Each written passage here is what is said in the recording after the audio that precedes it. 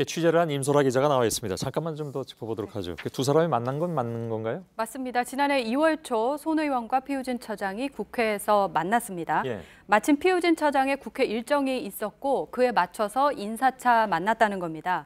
그러나 이 과정에서 손 의원은 아버지 이야기를 꺼냈습니다. 예.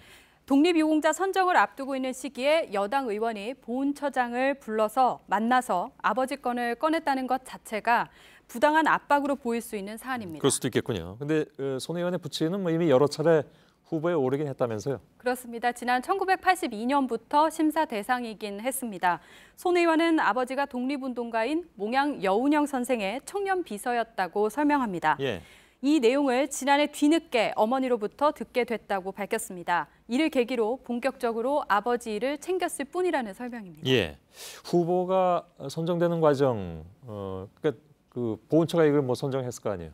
그 과정에는 문제가 없었나요?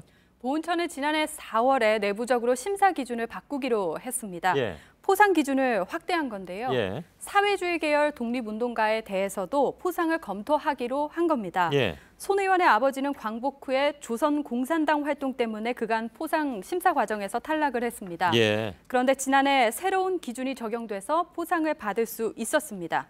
물론 그게 손 의원 부친을 위해서였다라는 정황은 없습니다. 예.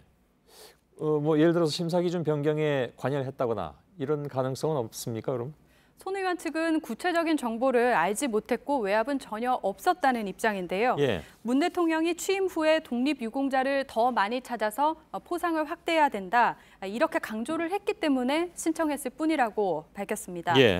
부동산 투기 의혹에 대해서는 갑론을박이 있지만 이번 건은 민감한 시기에 만나서 그 논의를 했다는 것 자체로도 본인의 해명이 필요하다는 지적입니다. 예, 알겠습니다. 임소라 기자였습니다.